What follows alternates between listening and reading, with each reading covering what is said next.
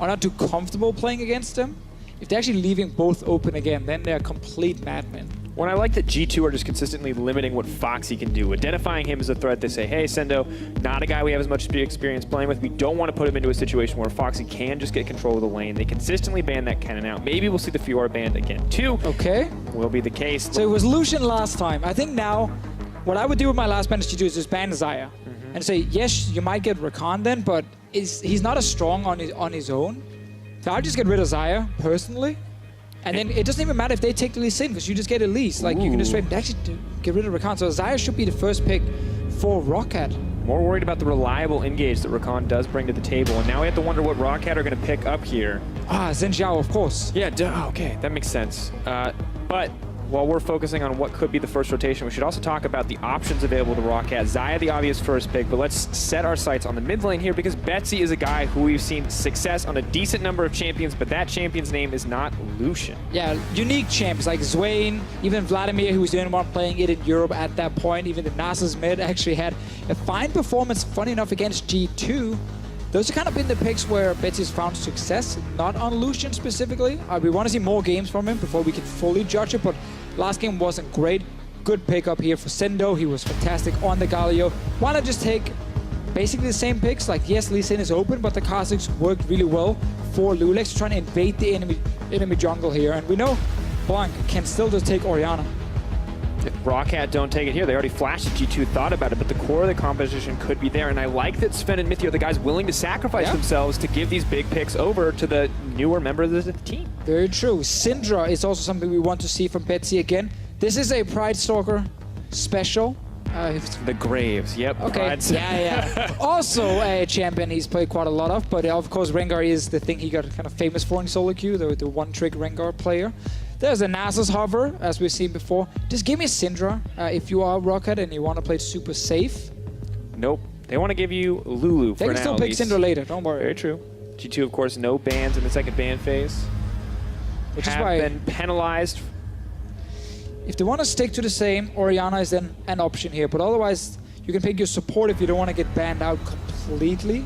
For Mythi, AD carry as well as another choice. I think support makes a lot of sense here, not to lose everything. And Karma is a flex, can still go mid. ROCCAT with 2 bans. I would get rid of Caitlyn if I'm on the side of ROCCAT. Probably just get rid of Ashe as well, or Varus, and then try and see if you can put Sven down. Actually, get rid of Caitlyn and the Kog'Maw. Just get rid of both. Long-range champions, good against Xayah. He carried the last game, or he was one of the carries in the last game. Get rid of both. Give him Ashe or Varus.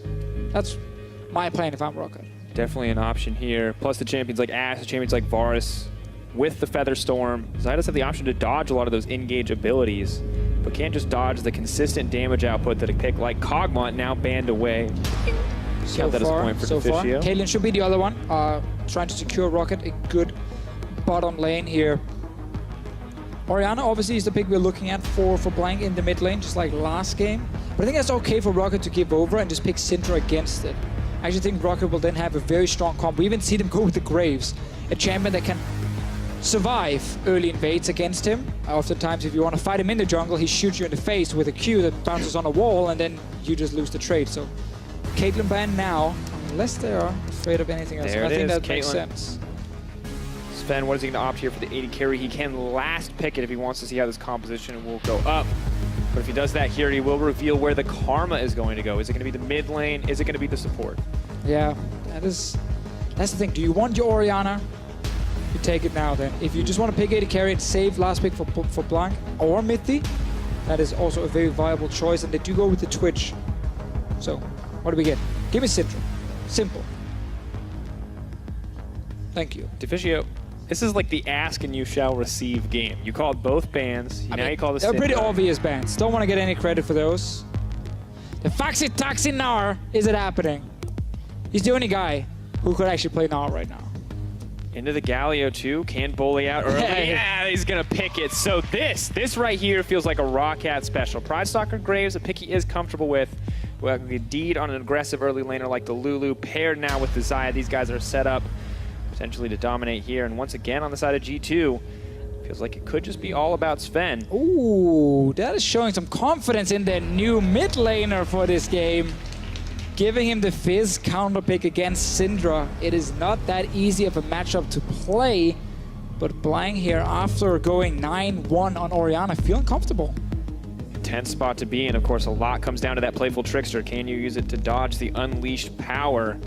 Betsy, we'll see how he does. He's been struggling this series. There can be no doubt there, but maybe this is the game where he puts up some numbers and starts to carry this ROCCAT lineup. Either way, it's set to be pretty explosive. G2, lot of engaged potential with that Fizz, with that Kha'Zix and the Galio, and a lot of damage from Sven to back it up. But on the opposite side, we've got the Xayah. We saw her be so powerful in game 1. But will she do the same when not paired by the Rakan? I mean, that is the champion I would have liked to see banned by G2 and then leave the Rakan open. Xayah is often the one that actually enables Rakan to be picked, so you have them together here in the current meta. But still, G2 felt like they had no experience against Rakan, and it was a strong pick for what they did in the first game, so we can definitely understand why they went this route here. Overall, a great comp from G2 with, you know, once again the Galio top and a counter pick mid for Blank here. However, I think ROCCAT are very happy because they're getting comfort picks in every single lane now. When you look at the carries, they'll be happy with the bot lane matchup, be very happy as well getting Syndra for Betsy. Comfort pick coming in. Help them win in game 1, but pressure is now on the side of ROCCAT, whereas G2 would be happy to pick up a win here. ROCCAT absolutely need to get it against the top European team.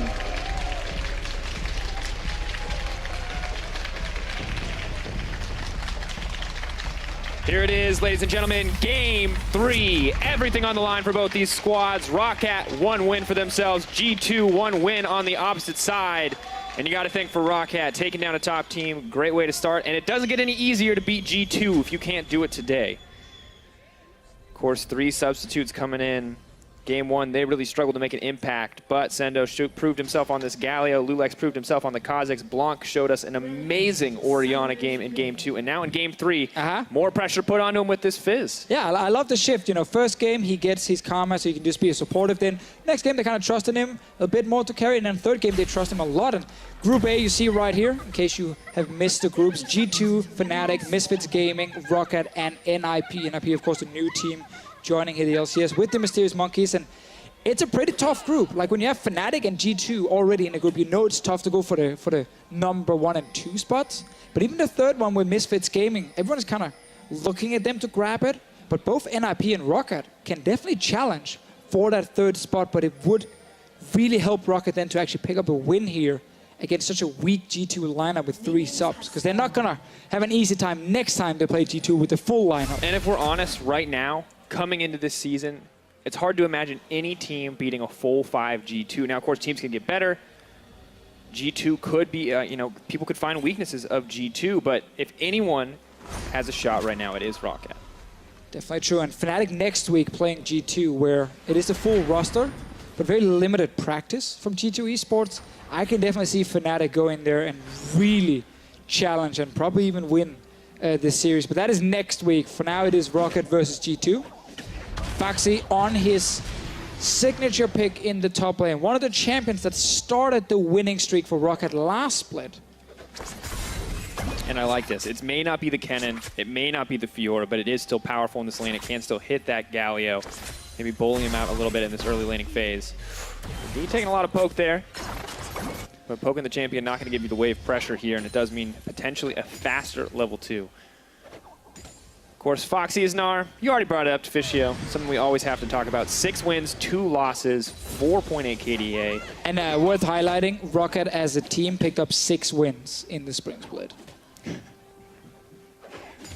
Well, series wins. Yes, I was going to say, those are game wins. I'm like, all right. I realized as soon as I said it, as soon as the words left my mouth, I'm like, wait a minute, they played more than 13 games. So that point was super bad. And we will all move on and just assume that Foxy won 3 series. Guys, we'll give him this one. Series. Just pretend he didn't say anything. Foxy's got good Gnar numbers. That's the takeaway that you should have. Yes. He's an absolute threat on this Gnar. And Hjarnan a little bit more comfortable to be aggressive in this lane because he's no longer playing against that Caitlyn, who was able to so easily mitigate a lot of what Xayah wanted to do. Yeah, also has Lulu next to him, a stronger laner for him to back him up and support him with these early trades. Fun fact, Twitch's poison doesn't actually do damage to Xayah. until it has 3 stacks. Otherwise, the Doran's shield regeneration cancels out that damage perfectly. Add in a little shield as well from Wadid, and then you are pretty happy if you are Janen. Once again, Sven breaking his promise on Twitter, going for Doran's shield. He is, after all, a meta slave, just like the rest of us. You're really adamant about calling him out about that. I mean, I saw LoL eSports tweeted it, I saw Quickshot was tweeting it. When you make those big statements... Like, I'm not going to use Doran's shield? Yeah, you can't go in your first series and pick a champion where you build Doran's shield and do it twice. It's almost like it's really good, especially on these scaling 80 carries. Very, very good. For now, though, neither team really are opting to trade too much. Mithy, though, still sending out a decent amount of damage. Shield from Wadid. Oh, it's going down. Root does come in. I'm still thinking about that Gnar point. You see that number 6? 6! Let me tell you about another number 6. It's series wins. Has nothing to do with this, but I want to talk about it. Yeah, I always felt like it was a 7-game win streak they had, but no, it was in fact 6. And it was obviously a win streak that got a lot of people hyped about ROCCAT and the lineup. Well deserved, because they actually played really well with these like 1-3-1 comps. Funny enough, in a game like this, because they have Syndra, they don't actually want to play pure 1-3-1 split push, which is normally the style they find a lot of success with. They have to surrender the lane where Fizz shows up, unless they move the Xayah down with a support to try and like 2v1 Blanc later on. Not relevant for now. Janen is doing just fine in this lane. When you talk about the pressure on ROCCAT, if they want to find a win here, one man that they are going to need to shut down is Lulex in the jungle. Absolutely crucial in the last game. He was the guy who set LeBlanc up for success. He's top lane, baby. Anything from the Lee Sin, we're seeing it from Kha'Zix. Move forward, does slow him down. Looking for a little bit more damage. Foxy, just a little bit more rage to go Mega. Not going to need it. Lulex trading flashes. Lulex finding his way top lane to help out. Means Pridestalker invades his jungle though, and Sven taking a lot of damage. 3 feathers not in position to be used properly for Janen to actually get some CC on the Twitch. Wins the trade. Good for now. Ooh, the very trade-heavy bot lane, and it looks like Sven and Mithy not coming out on top here. A little bit of advantage in terms of their mana pools. Maybe can mitigate some of the incoming damage in the future, but for now, just less in the health department. And honestly, Deficio, to me, it looks like neither of these guys are 100% comfortable playing up against Xayah. Takes time to get used to. I think it's also disrespecting you playing Twitch, and you don't actually have to try and challenge her that much in the early game. Like, your late game range is so superior on Twitch with your ulti compared to hers. But obviously the wombo combos you can do with Xayah ulti and her E is pretty damn effective. Luckily though for G2, have more tools to deal with it this time around. Now they have a big tank in the front.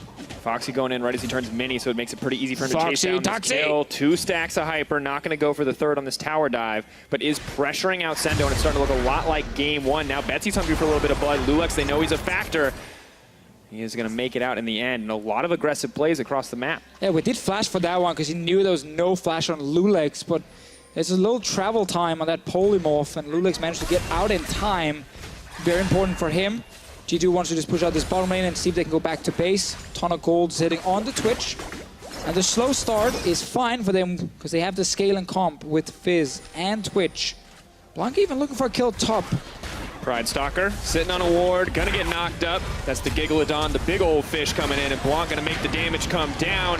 Doesn't even need to reset the tower aggro. Foxy now the man in trouble. Keep your eyes on the Playful Trickster, not used yet. Blanc now pushing for a little bit more. Where's the Justice Punch? The Winds of War come in, and that's the double for Blanc.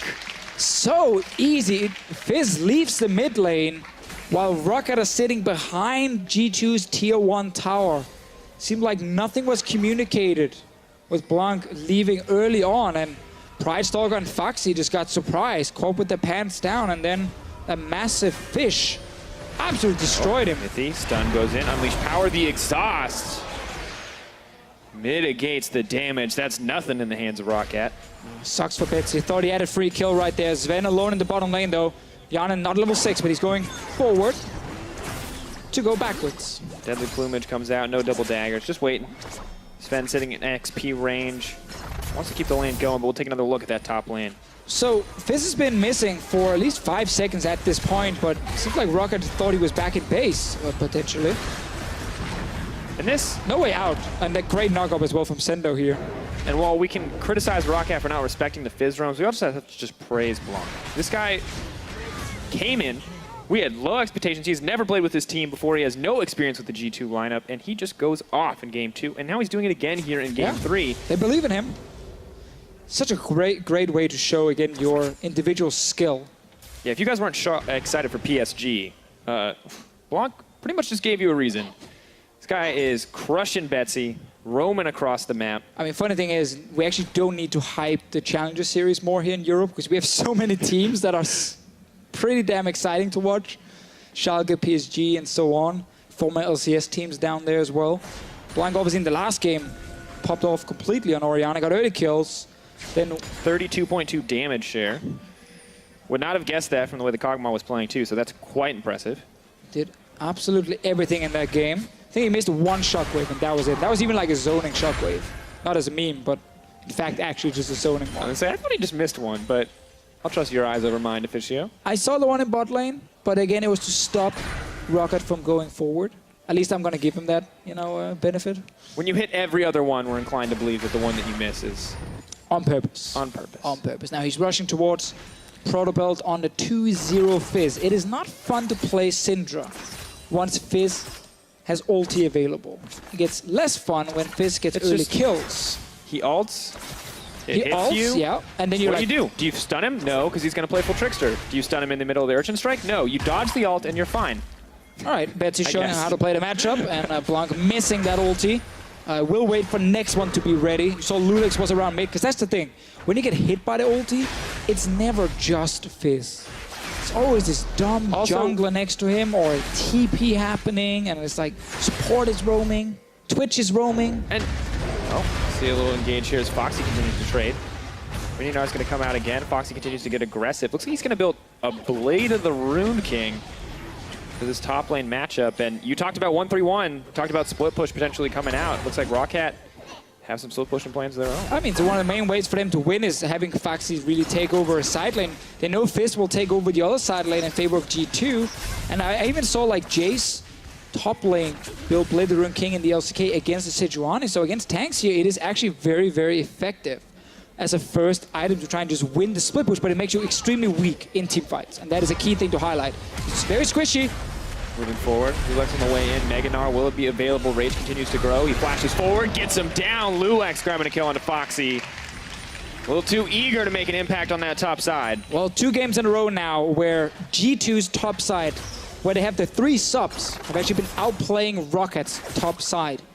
Blank's roam from earlier, and now Lulex with another gank on Foxy top lane. There's almost no vision other than one ward being placed from ROCCAT up there. So G2 are actually playing maybe an unexpected style where they're not playing around Sven and Mithy. They're just playing around the 3 subs, and the 3 subs are actually doing really well. 2 games in a row. And it's a good look for the team overall, and it's interesting to see how this has worked out for them overall. And right now, it's the right call for G2. Maybe it's just so obvious to the enemy team that they should be playing around bot lane, that they should try to shut down Sven and Mithy, that G2 are more than happy to give it up. And surprising, we can say, to put so much faith in substitute players. I think they've earned it now after that last game. Fed, Fizz, and Lulex once again with very good early moves. In this matchup, 2-0 Fizz with the Proto Belt now completed. This feels nigh impossible for Betsy. He's going to have to outplay if he wants to survive here. Leaps forward. Pride Stalker is there. Moving in a little bit more. Blanc taking a lot of damage here. Does have the Stormrader search for Pride Stalker, but has to reload. Not going to be able to finish that one. I like that little play from both Pride Stalker and Betsy. Betsy kind of baiting, okay, hey, look, Blanc, you can actually all in me. Pride Stalker hiding around the corner for the counter gank. One of the ways you can deal with the Fizz. Sadly for them, Blanc actually just walked out of it. Didn't even have to use Flash. Interesting, too, as we see this. We talked a lot about Pride Stalker on this Elise really needing to be an early game factor for ROCCAT. Now, it did not work in Game 1. It did not work in Game 2, and ROCCAT have now adapted. They said, hey, we're not going to put you on an early game champion. We're going to put you on someone who farms. And now, he's more than happy to just counter gank. Pride Stalker can safely farm up, can get to the late game. And while Gray's end of the line base has gotten nerfed, the scaling did get buffed, so he's going to do a ton of damage. Yeah, sadly lost like, a lot of the fun combos you can do as well on him, which definitely does affect him in many ways.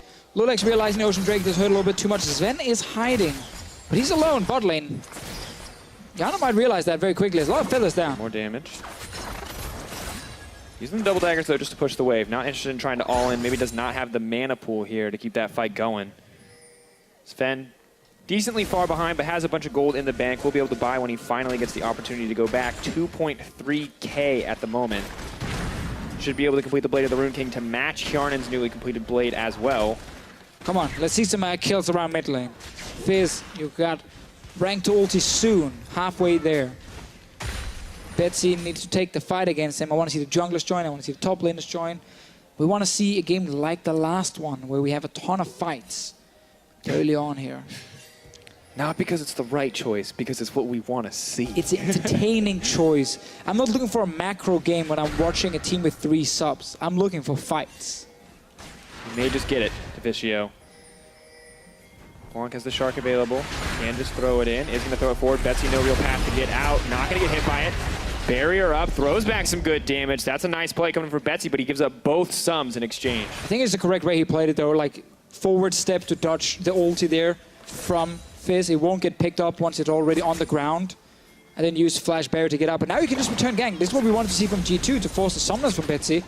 Go back once that ulti's ready in just like 40 seconds or something from the Fizz, and it's a free kill. Hjarnen, though, now in trouble. Not going to matter too much. Neither side has enough damage to all in the other. Too much shielding on the bottom side, but it's good that you point that out, Deficio, because Fizz, so much cooldown reduction itemized early, can just continue to spam with those ults and those abilities Rank to really 2 now. Pressure Betsy. Yeah, so his ulti like is 60 seconds cooldown with the CDR, with rank 2.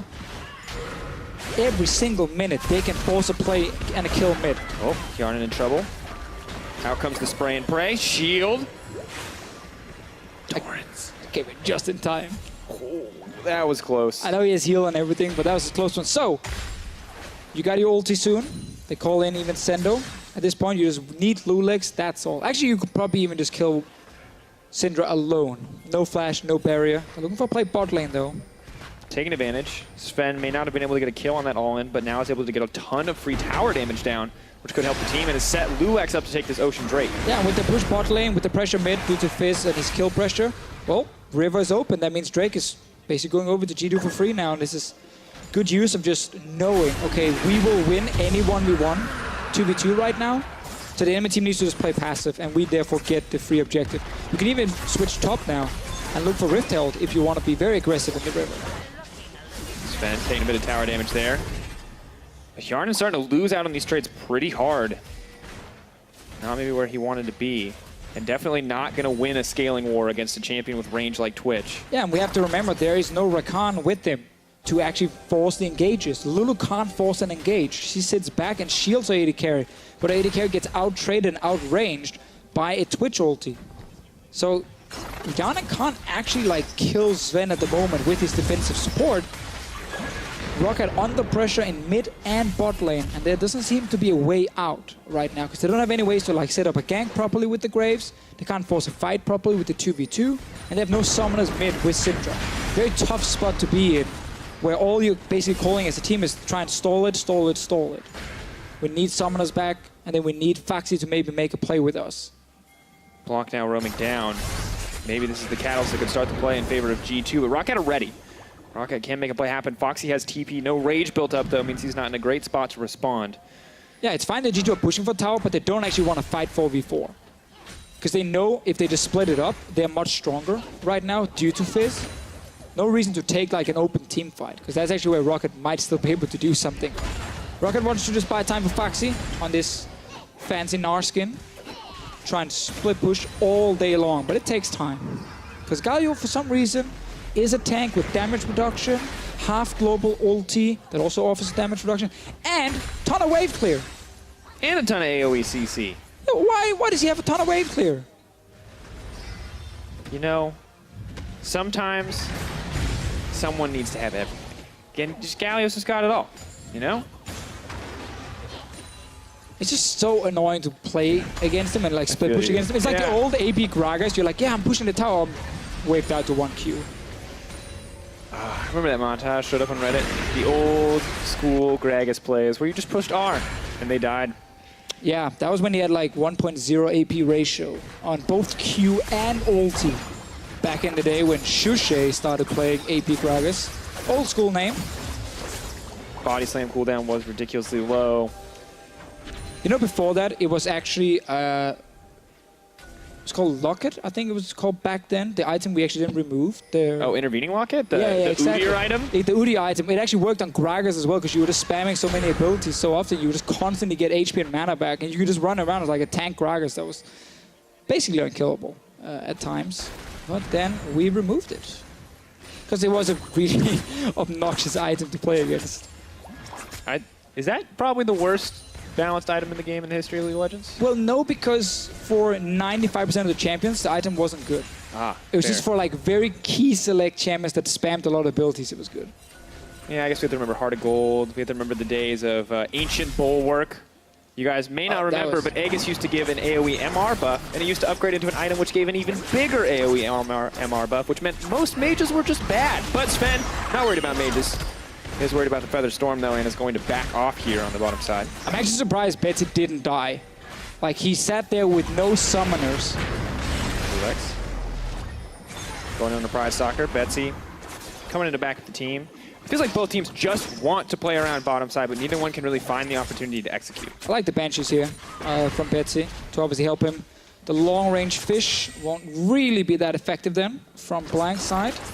Easy enough to pop it though, like in a team fight later, but at least now it helps Betsy just wave clear, step away. Whereas in game one, we kind of wanted more damage from Betsy. Now I feel like the Banshee is the right choice just because of how much kill pressure the Fizz has. And his team has a ton of damage already with Graves and Xayah, and even Gnar. Like, you got to respect the Gnar damage. I mean, essentially 4 damage threats on the side of ROCCAT. No real tank, though, we can safely say. You're on a ward. They're going to find out in about 20 seconds. The most ward bot lane brush was, funny enough, warded when you sat there. It's fine though, they actually just want to pressure them off for tower. So they didn't care about a ward being placed. End of the line used. Oh, Yana! Definitely end of the line for Yarnan though. Out comes the fish, down he goes, and block now on a killing spree. We wanted to see it in the mid lane, but we're going to get it on the bottom side. Is it a fish with a rabbit costume on, or is it a rabbit? It's a fish with a rabbit costume on. You sure? Who throws a carrot. Wolf, Blanc, turn around, buddy. No, I mean more his ulti. Oh, I think it's just a giant, scary rabbit. I'm pretty sure it is. Giant, scary rabbit. But everything else is a fish. That's the greatest Fizz analysis I've ever heard, Deficio. Thank you. Thank you. All right. Blind got his kill, and G2, just like last game, are just taking full control. And we know that shot calling is great when they're ahead, because, again, they have Sven and Mithy here with them. And they have this split-pushing Fizz with 3 kills. They're winning their 2v2 matchup as well, and Sendo, while he will lose his tower eventually, he's just trying to buy enough time. It's actually looking great once again for T2. And ROCCAT, they need to make plays. A lot of pressure on them, and they have a lot of the tools to do so. Gnar can just throw that Galio into the wall, can get the backup, maybe coming in from Pride Stalker, who has more than enough damage here, but they're both AD. Yeah, and you see Frozen Heart and Ninja Tabi on Sendo, so that dive is actually not easy to pull off, also with the damage reduction of Galio W. At this point here, you're kind of relying on Foxy to be strong enough, fast enough, but that's one of the problems with Gnar. He is fairly slow at really hitting a massive split pushing power spike. Now with 2 items completed, he can definitely start doing more damage to Sendo. But you actually have nowhere else on the map where you're winning as ROCCAT. So you have nowhere else where you're actually making plays. And I believe that's the replay. That is a giant rabbit. Ah, got it. Unless there's a fish underneath it, we don't know. Pushing the rabbit up. Could be a teamwork effort. Well, solo effort coming in for Sven. We've seen this play before. Both times not going to work out. Just ult traded for ult here. And it's so awkward when we look at the top lane matchup, because if you're Foxy, you just want to stay mini Gnar 100% of the time when you're fighting the Galio. Because when you turn Mega, that burst damage just... Galio doesn't care. You throw that guy into the wall, he just hits you back. He's fine to battle without melee. So you're just in this awkward spot where you can't really get the tower. Oh, super awkward moment. I asked Youngbuck if that was a new suit. He was like, no, it's actually super old, and I've been wearing it so often. I'm like, oh. Oh. Dang, that's so awkward, Deficio. You're right. How did you recover from that? I just kind of walked away, and I was like, I don't want to talk to you. That's a classic way to deal with an embarrassing situation. I don't want to have this conversation. You know, I was wrong. See ya. Wow. And now Youngbuck, That's good to know. We don't speak anymore. We don't talk, I guess. Like you used to. Well, Lulek's going to grab another dragon. And Foxy finally going to break that top tier tower. So Dragon traded for tower in the end. Once again, no Rift Herald this game because it's 23 minutes. Baron on the table, the only objective available for the teams. And neither side has opted to group yet at all. It's the 23-minute laning phase. And finally, we're North America now, baby. Now if we could just A-rail down the mid. Well, we won't because the Foxy Taxi, he's in one lane. And the Blank Taxi is in the other lane with the Fizz. But I guess we will get some fights in mid. Lulex is sniffing in the enemy jungle. Smelling Pride Stalk on the way out. Oh, Phantom. Ooh, not going to connect on the Void Spikes. Isolation would have guaranteed the slow there. Pride Stalker could have been in trouble, but Lulex just waiting in the bush. Those ones are going to hit. I still hate these teams for playing the slowest games possible when it's with subs. We'll see. You can choose between the carrot and the stick here, Deficio, or you can be like Blanc and pick the carrot on a stick and hard carry for the mid lane. Well, that's what he's doing. A few claps for G2 getting another turret down.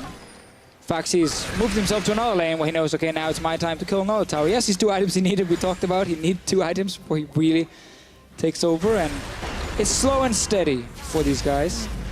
Tortoise in the hair as the Fizz skin just appears to be more and more relevant. Foxy mini near, just going to continue to harass. We'll rinse and repeat the same pattern. This will eventually even out the gold if he can just keep sieging these towers. And Baron now potentially on the table, the next objective that both these teams have to consider, and it could be the major breaking point in this game. But for now, it's just more laning phase. Oh, he's hitting a tower. Oh, that's good. Betsy's touching the enemy turret. Cannon wave is there. Now he's getting punished for it. First time the poor guy stepped forward. Then coming to the side, but there's a lot of members there, dishing out as much damage as he possibly can. Damage reduction from the Galio, going to keep him alive for now. Blanc going to leap forward onto Betsy, goes golden. A little bit more damage. Got an extra assassin in the back pocket, so Lulex going to pick that one up. You got a bit of your ARAM mid right there. Betsy finally felt like he could actually step forward, and then G2 engages. But Foxy, he's pushing the bot lane. There's a massive wave as well. He's probably going to get a lot of damage. The next one, G2 needs to go down and defend here. Foxy's going to be so annoying this game, just trying to push. And Hjarnan hoping to buy a little bit of time there with the Blade Caller, but not able to find the snare onto Lulex. Means he's going to walk away with his life.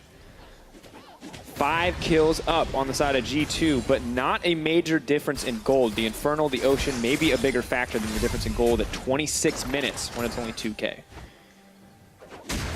Bloop. Have you ever considered a Deficio, like, voice pack? I once said on air that I would make one, and instantly there was like a Reddit thread that came up, and I was like, I feel really bad because I'm like, well, I'm not gonna make one because it would be really terrible. But suddenly people actually thought I would make one, and I kind of lied to everyone. Give me your best pentakill moment there, Deficio, from the Deficio voice pack. It was really bad. Really bad. That's part of the appeal. Well, we look at the fight again. I mean, this is the difficulty. No place for the Cinder to go. Double assassin on the enemy team, and no tank front line because Fox is pushing on the bottom side. Let's try again, though. Betsy with the Banshee is his only saving grace. That Banshee's gone. Well, a lot of damage. Mythic can back him up. Blanc just gets the kill. I'm telling you guys, playing Cinder in a game like this is just the worst feeling ever. Because everything will just try and kill you from super long range. And you have that little Banshees to help you. Oh, Blanc going in, Sven on the side. Has used the rat-a-tat-tat. Smoke screen is going to mean he doesn't have the line of sight to fire the shots necessary, but it does mean the tower's going to drop. Collateral damage comes in. Foxy's ready with the rage, but he's going to go mega way before the fight's going to start. Hjarnan hungry. Has the Feather Storm available, the Blade Caller as well. Maybe going to look to find a snare here. Can they get the Wombo combo? Rage dropping. I don't think we're going to see it this time. No, Foxy does not want to be with the team right now. He wants to keep pushing in a side lane. I realize we haven't seen a Rift Herald in any of these games. Not been prioritized by these teams. No Zac, no Rift Herald. Actually just not adapting at all to the new patch. It's like we're playing back in spring, except for Xayah, I guess, being here. And Doran Shield. Doran Shield, at this point, we don't care about Doran Shield. Also, Galio was enabled. Nope, that was MSI. It was LPO players. Because you know me, I'm always thinking LPO. Yeah, I was thinking LPO.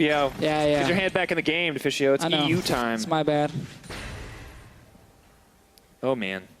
Well, here we are, 28 minutes into the game, 6 kills in favor of G2, but once again, not the end-all, be-all. A very close game as ROCCAT continues to put the side lane pressure down, utilizing that Gnar, the Blade of the Rune King, and Black Cleaver, making it all too easy to bully out Sendo in those exchanges. And we do see, as we talked about earlier, it is Xayah and Lulu going top to try and deal with the Fizz, push in the Fizz, and then roam towards the mid lane to try and make a play. But Sven and Mithy already here to try and wave clear, and ROCCAT, they gotta be fast if they want to pull the trigger here. There's no TP on Blank, so it's the point where you gotta roam in behind Mithy and Sven and actually just threaten to straight up dive them on the tower with the 4-man advantage. Trying to find the position with the stealth. No rat-a-tat-tat. Does get hit up, though, in the stealth. Nice moves from Betsy. The Foxy-Toxy on the way in. Can he pick up the team and put him to victory? That is a very sad-looking carrot. I feel like it kind of fit the tone of the game. Vegetarians always tell us it's more humane, man. That didn't look humane. Didn't even hit any minions. And he's back top, and he's actually just going to push out that lane. And ROCCAT are trying to push in, but there's wave clear from the Galio. It's not enough. They should get tower here. Mithy might get caught. One stack, but he's got the Blade of the Rune King. Snare going to come in for Mithy. They're going to back off. ROCCAT going to take the tower. 3K gold advantage still for the side of G2. And they're hungry for blood here. Sven still running forward on the front lines, has the Runaans working towards that IE. That's going to be a massive spike for him. Come on, Foxy. Mega Knight's running out, though. But he has a Blade of the Rune King. Can he chase down Sven? It's not as flashy when he jumps in on a minion R for a fight. Gotta respect Blank as well being here. I'm glad the towers are dying. Opens up the map. Means there's a higher chance. Blank will find like a long-range catch of some sort. And 30 minutes in, like, should start looking at Baron as well, Drake. So once again, just like game one, be ready for the one explosive fight. Do you remember when we looked at ROCCAT when ROCCAT was struggling last season? Yeah. We looked at them, we saw even CS in most of the lanes. But what we saw was big differences in kills and plays being made around the map. And right now, ROCCAT's kind of starting to feel like that same old ROCCAT. They're going even in lanes. They're doing fine. They're making moves, but they're not making crazy plays. They're not doing anything crazy together as a team. And kind of expected to see more development from these guys coming into the season.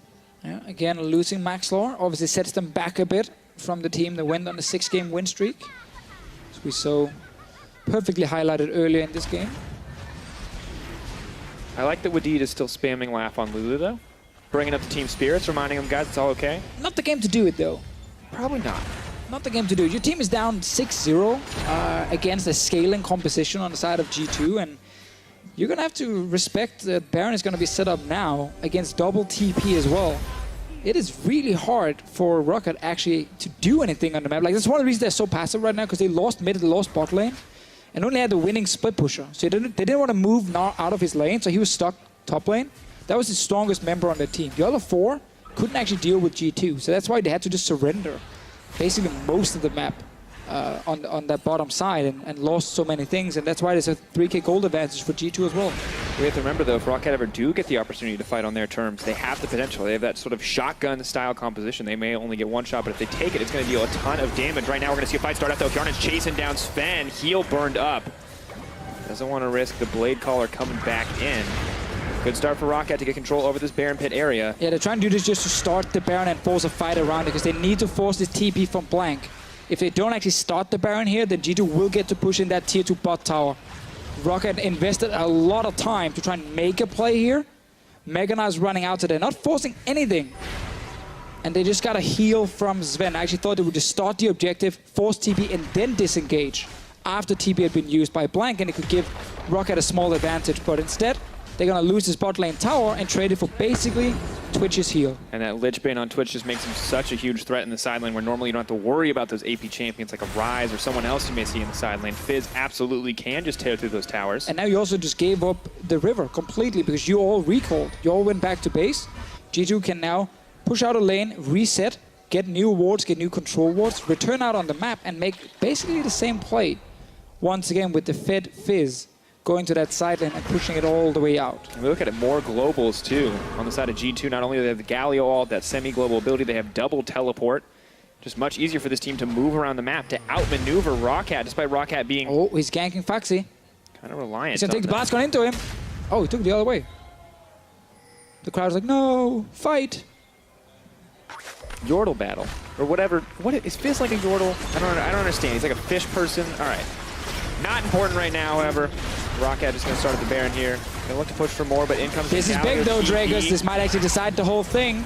Foxy trying to build up rage, trying to be ready for the fight, but he misses the boomerang. That's a crucial cooldown. Lulex, you want a moment to shine, you want a resume moment, it's going to be to steal the Baron, but you're not going to find it. In goes Blanc. Betsy going to miss the scat of the week. They're looking for more. Lulex goes over the wall. PrideStalker looking to find the shot. Down comes the Galio, but it's too little, too late. Sven's dishing out the damage. Foxy knocks him back, but he's just going to keep firing away. Rat-a-tat-tat. That's the double kill. Dropping for Sendo. ROCCAT still got the Baron here. Very important for them because they were behind. Also forced double TP from G2. Yes, you lose Faxi and PrideStalker, and probably your mid tower will take some damage, but I think all in all, a good trade for ROCCAT because they were on the back foot. They managed to actually make a play here. Getting the Baron could allow them to break open a lot more towers as well. They may have lost some members for now, but they'll be up soon. Foxy's still an absolute threat in the side lane, more so now with that Baron buff on another member of the team to pressure other lanes out. Unfortunate that he won't get it to push forward, but for now, ROCCAT He still gets to build up a wave where the rest of his team can join him at the tower. So this is the rush in. Obviously, yes, it ends up being like that 50-50 Baron play, but if you are behind already, sometimes that is a fine play to try and go for it. Say, if we get the Baron, we have a way back into this game. Lulex goes down after, but obviously with ROCCAT being so split up, there's actually no way for him to really take the fight. Blank's ulti was used before this on just Faxi. Really big opportunity missed for him to try and get it onto an actual squishy member. But this is now ROCCAT getting an objective to try and get back into the game. They're still behind. And we have to look at that last fight and praise Sven. Excellent positioning coming in to punish ROCCAT for getting over-aggressive on the chase to Lulex. ROCCAT maybe had backed off there, not been quite so hungry to turn a small advantage into a much bigger one. It could have gone differently, but Sven ready and in position to punish that choice. Well, let's see Blank here from the side. No flash on Yanan. If he hits the fish onto him, it is almost a guaranteed. Actually, no, Yanan has his ulti. He's going to be okay. It's more someone like Betsy we're looking at. It's on PrideStalker. It's a small one. Lulex, stealth to help. Blanc leaping forward, leaping out. Featherstorm goes in, pulled back, so the snare is going to connect onto Lulex, but he's still going to live. Mythic keeping his team healthy. Quick shields, but now Sven ready to get into position. Foxy on the side. Where's it going to go? Not going to be enough. Sven gets the damage reduction from the Galio. The ult is interrupted, but he still gets the reduction to keep himself healthy. He's running forward for more. Minty flashes over the wall to speed him up. Keep your eyes on this Twitch. Does have to back off now. Foxy all alone on the side. What was supposed to be a play is the end for ROCCAT's team fighting hopes. Yeah, it was G2 who started the fight, but then Faxi came in a bit later. Yanan, he's all alone. Bye-bye, Yanan. Down he goes. Blanc now unstoppable. Elder Dragon in the sights of G2. All too easy for them to pick it up. And with 3 dragons backing them up, that's going to be 4 stacks. 180 bonus true damage. Yep. It's another game where we actually see better team play from G2 with the 3 subs here. Good start to the fight. And then as soon as they actually realize, okay, we're not getting anything on the first engage, they respect the Gnar, waits for him to actually use his Mega Gnar, jump in, they realize he's not a threat, and then Sven opens up on Betsy and kills him. They're going for more. Pushing for a little bit more now, going to break down this tower. The leadership of Mythy and the veteran members of G2 paying off dividends for this G2 squad as they continue to make the right calls. And we were worried about ROCCAT when we saw the new lineup. What will they do without the leadership of Maxlor? And right now, it does not look like things are going well. No, so Betsy is kind of left alone at first. And you see, and now they're respecting 4 men on the side of Faxi. Sven then realizes, okay, Faxi's not going to get close to me. I can just all in now on Betsy. Opens up and just destroys him. Mythy wants to be part of it. Flashes over. Wants to speed him up. Thought maybe they could get a little more. It's a great play if you want a better KDA. Can definitely recommend it for people in solo queue. Or save your flash, because believe it or not, solo queue is about winning, not KDA. I don't know, Yanan. I don't know, Yanan. Just kind of ignoring the fact that everyone was in River. Well, Fischio, the odds are certainly mounting against ROCCAT. 7K gold difference. Elder Dragon still ticking. Still plenty of time left on that buff. And that means no team fight is going to go in the favor of ROCCAT, short of a miraculous wombo combo. So what we talked about, though, again, ROCCAT needing time with PrideStalker. I think he's not had the opening series he was hoping for as a new jungler, rookie jungler on this big stage. I think Blank on the other side got contacted yesterday. He's been very happy. Yeah, for a man who rolled up to LCS with 1 day's notice, this guy is on a tear. 0 scrims.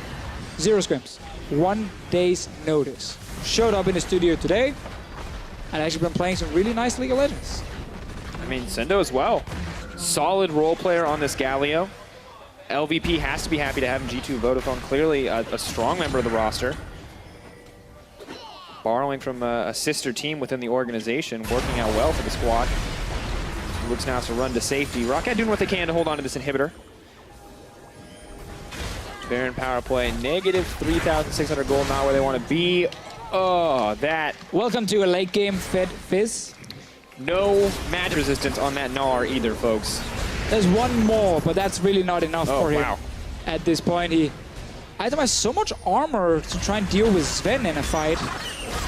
Storm comes out, gonna save the day, but Sven bowling off multiple members of the team. G2 just closing this one out cleanly, slowly but surely breaking down ROCCAT, and they're running out of chances to fight back.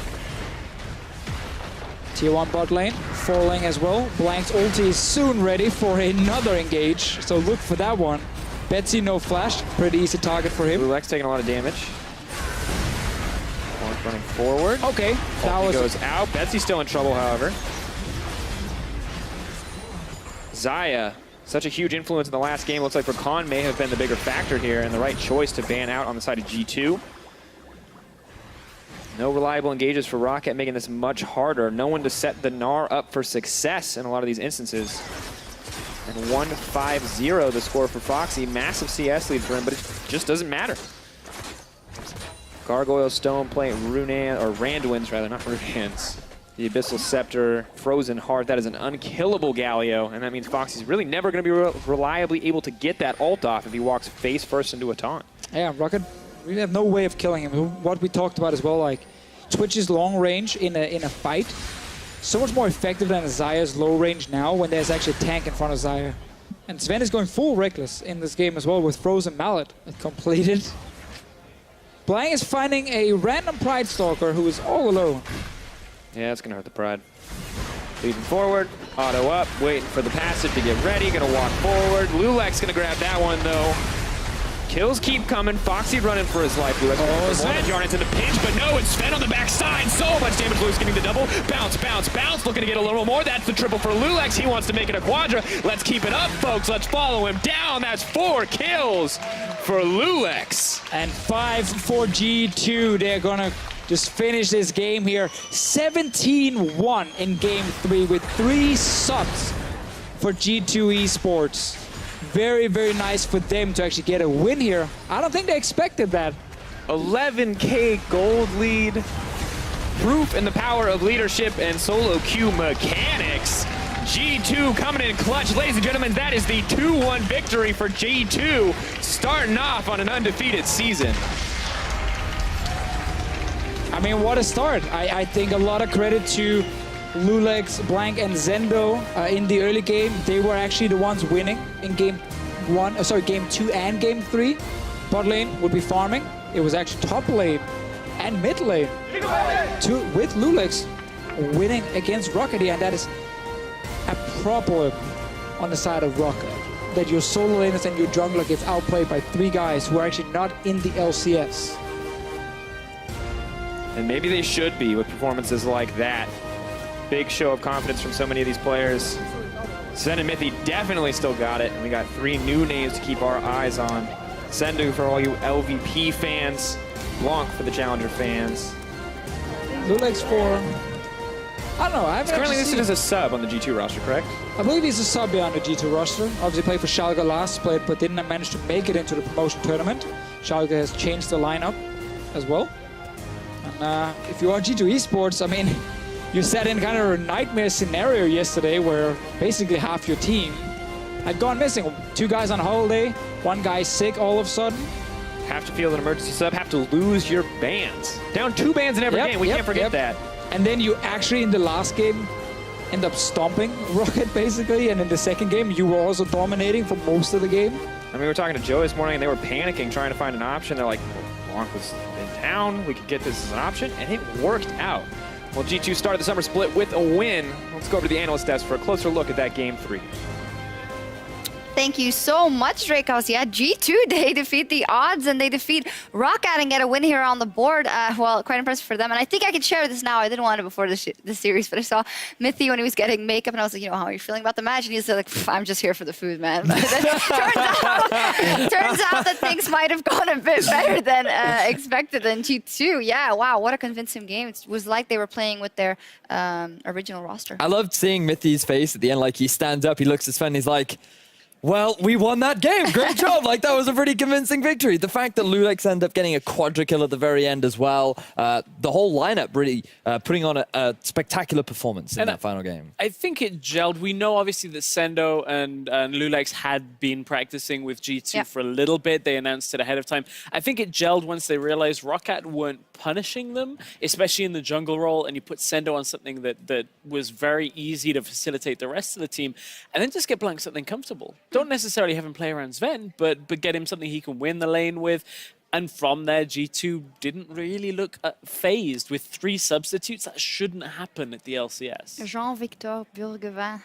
Amazing name from Lulex, and fantastic. We do have a couple of replays we want to take a look at, most notably starting in the top lane where G2, they get off to a fantastic start. Not quite as early, but great moves. Gotta criticize ROCCAT a little bit on this one. Nice roam from Blanc, but no wards to anywhere on the top side of the map. And Faxi is pushed behind the tower. Pridestalker is pushed up with him. This is the kind of play where if you know nobody is roaming, you can make, but even then it's still risky.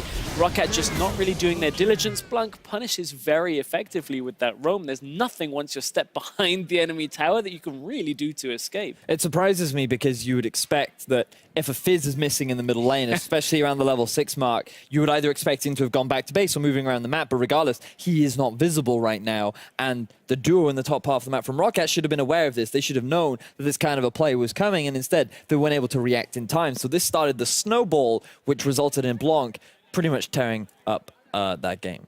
Yep, we did see here some stats on Pridestalker. If we kind of look at ROCCAT's first impressions overall, we said they might need a little bit of time to adjust, but I feel like this is worse than we can forgive a team that has had some time to practice and that is going up against a weakened G2. Or is that too rough? So I think that there's a couple of things about this. I think it's a step down from where we saw them with Max Law significantly. These are weaknesses that it doesn't matter whether they were playing against subs, it doesn't matter whether they were playing against the full lineup.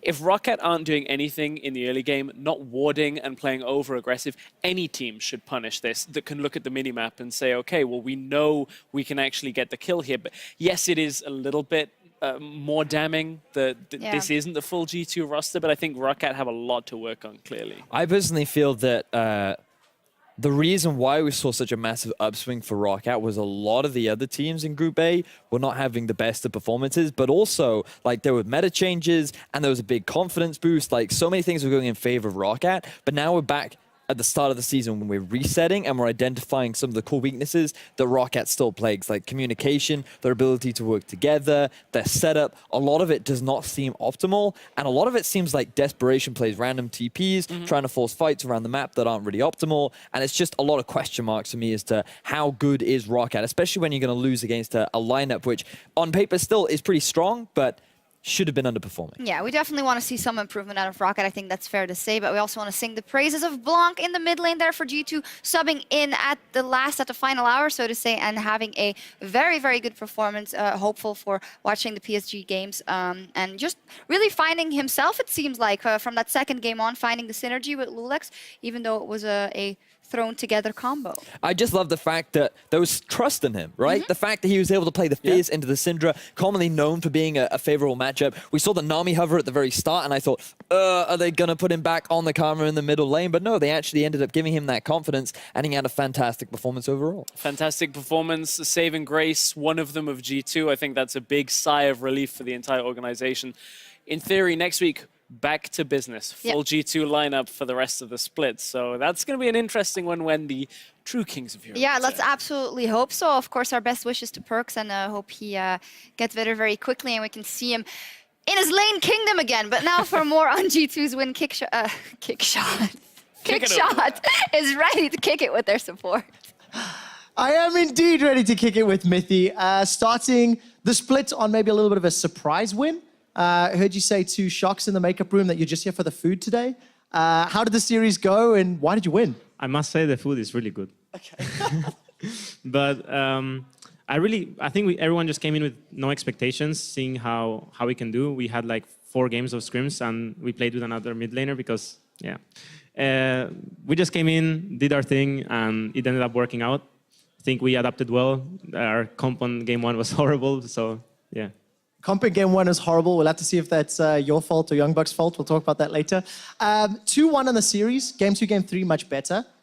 Is G2 plus 3 subs that much better than ROCCAT? Or was ROCCAT just that bad today that it was so one-sided?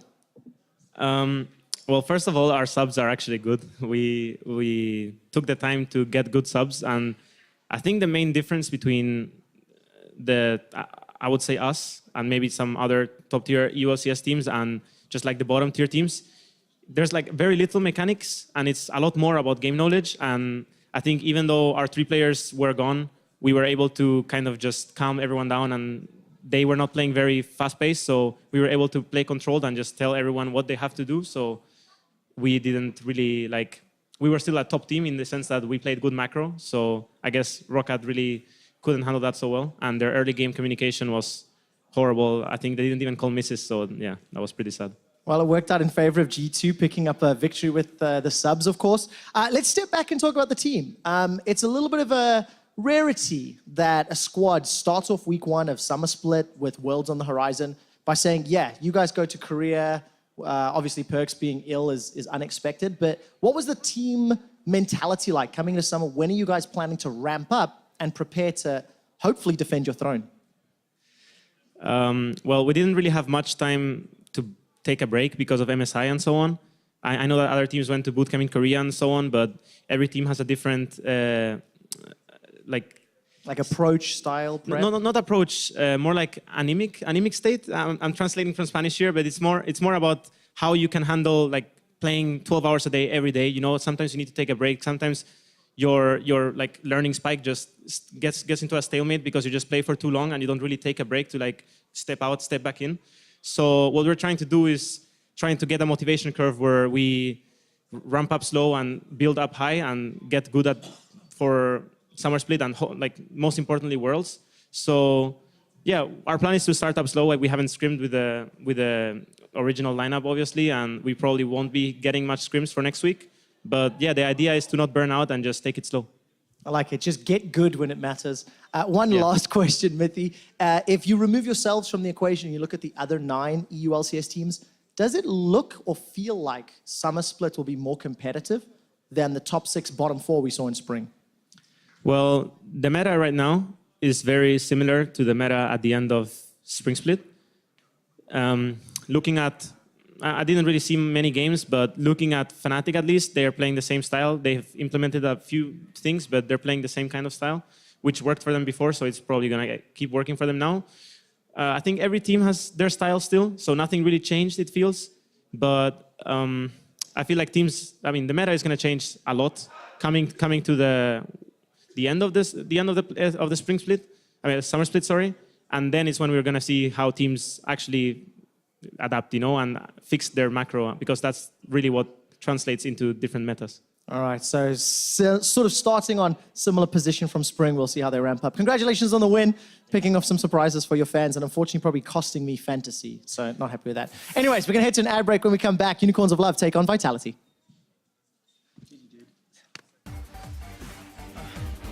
It's all right. That's not used yet. Blanc now pushing for a little bit more. Where's the Justice Punch? The Winds of War come in, and that's the double for Blanc. You want a moment to shine, you want a resume moment, it's going to be to steal the Baron, but you're not going to find it. In goes Blanc. Betsy going to miss the scatter of the week. They're looking for more. Lewis goes over the wall. PrideStalker looking to find the shot. Down comes the Galio, but it's too little, too late. Sven dishing out the damage. Foxy knocks him back, but he's just going to keep firing away. Rat-a-tat-tat. That's the double kill. Blue's getting the double. Bounce, bounce, bounce. Looking to get a little more. That's the triple for Lulex. He wants to make it a quadra. Let's keep it up, folks. Let's follow him down. That's 4 kills. It's the first squad. G2 coming in clutch. Ladies and gentlemen, that is the 2-1 victory for G2, starting off on an undefeated season.